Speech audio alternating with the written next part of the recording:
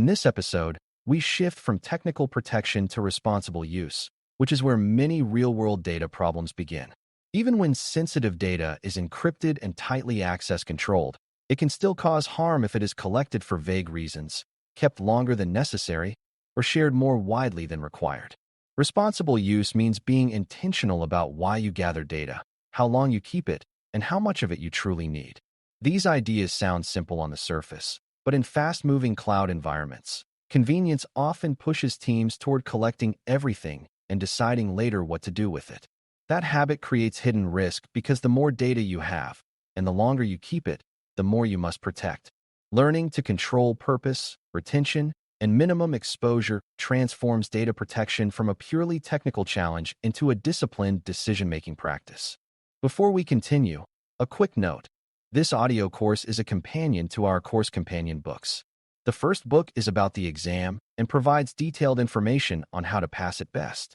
The second book is a Kindle-only ebook that contains 1,000 flashcards that can be used on your mobile device or Kindle. Check them both out at cyber.author.me in the Bare Metal Study Guide series. The first element of responsible use is purpose limitation, which means clearly defining why sensitive data is collected and how it will be used. When data is gathered without a specific purpose, it tends to be reused in ways that were never originally evaluated for risk. For example, a system may collect user location data to improve service quality, but later someone might want to use that same data for marketing analysis. Without clear boundaries, this expansion of use can violate expectations or create new exposure risks. Responsible use requires teams to articulate a defined purpose at the time of collection and to evaluate new uses carefully before proceeding. Beginners should understand that purpose is not a philosophical concept. It directly influences what data is necessary and what data should not be collected at all. Closely connected to purpose is the concept of data minimization, which means collecting only the data that is strictly needed to achieve the defined goal. It is tempting to gather extra fields because storage feels cheap and future needs feel unpredictable.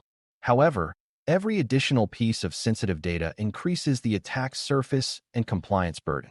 If an application only needs a year of birth to validate age requirements, storing the full date of birth may introduce unnecessary risk. If a workflow only needs a transaction identifier, storing the entire payment detail may be excessive. Responsible use means questioning whether each data element is essential and trimming away what is not. This discipline reduces exposure before encryption or access controls even come into play. Retention control is the next critical component, and it addresses how long sensitive data remains in your systems. Many breaches involve data that was no longer actively needed but was still stored indefinitely. Retention policies define time limits based on legal, operational, and business needs, and once those limits are reached, the data should be securely deleted. Without clear retention boundaries, storage systems slowly accumulate years of historical information that dramatically increases impact if compromised. Responsible use means aligning retention with purpose so that once the purpose is fulfilled, the data does not linger unnecessarily.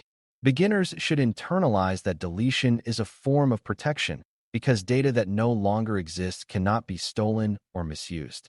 Implementing retention responsibly requires understanding the difference between active data and archival data.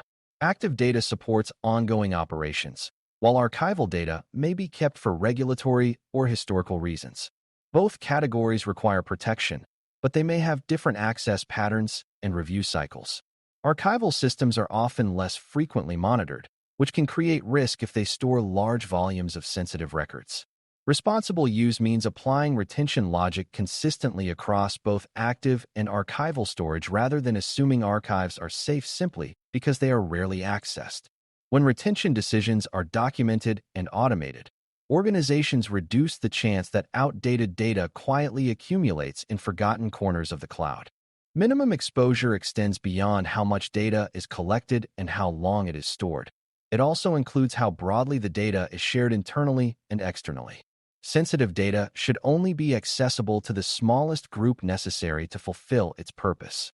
If analytics teams need aggregated insights, they may not require access to raw personal identifiers. If a support team needs to verify identity, they may not need to see complete historical records. Responsible use means designing systems so that different roles see only the slice of data relevant to their function. This segmentation reduces the impact of both accidental misuse and insider threats. Another important dimension of responsible use is limiting data exposure during processing and analysis. Sensitive data often moves through pipelines for reporting, machine learning, or integration with other systems. Each transfer introduces risk if controls are not consistently applied.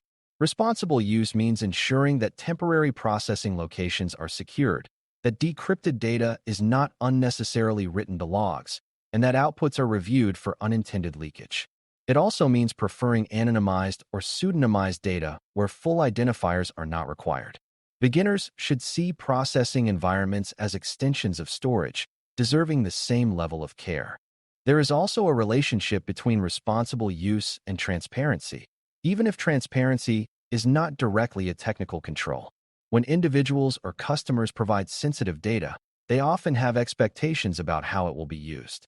Expanding usage beyond those expectations can create reputational and legal consequences. Responsible use, therefore, includes documenting intended purposes and communicating them clearly where required. From a cloud security perspective, this clarity supports better internal decision-making because teams are less likely to repurpose data casually. When purpose and expectations are aligned, the organization reduces both risk and confusion. Retention and deletion practices must also account for backups and replicated systems. Deleting data from a primary database does not automatically remove it from backups or analytics copies. Responsible use requires ensuring that retention policies extend to all copies of the data, including backups and disaster recovery systems. Otherwise, organizations may believe they have reduced risk while hidden copies persist. This coordination can be technically complex, but the principle is simple. Data lifecycle rules must apply consistently across all storage layers. Beginners should understand that lifecycle management is part of security, not just operations. Another misconception is that once data is encrypted and access controlled, broader usage decisions are less important. In reality, encryption does not justify excessive collection or indefinite retention. A large encrypted dataset can still create compliance obligations and attract attackers. Responsible use reduces the amount of sensitive material that needs strong protection in the first place.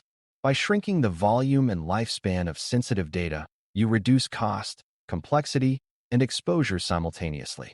This proactive reduction is often more powerful than adding more technical safeguards after the fact. Organizations also need governance mechanisms that periodically review purpose, retention, and exposure practices.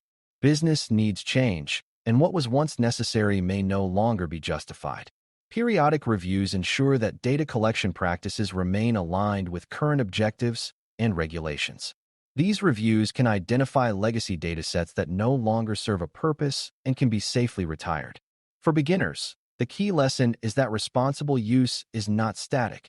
It evolves with the organization's mission and risk profile. Regular reassessment keeps data management intentional rather than habitual. Finally, using sensitive data responsibly means recognizing that every data element represents potential impact if misused. By controlling purpose, limiting retention, and enforcing minimum exposure, organizations shift from reactive defense to proactive risk reduction. Encryption and access controls remain essential, but they are stronger when applied to a smaller, well-justified dataset. When you combine clear purpose, disciplined retention, and minimal exposure, you build a cloud environment where sensitive data is not only protected, but also thoughtfully managed. That mindset prepares you for more advanced discussions about monitoring, compliance, and risk translation because it anchors every decision in intentional stewardship rather than convenience. Thanks for listening. For more audio courses, daily newsletters, and more, please visit baremetalcyber.com.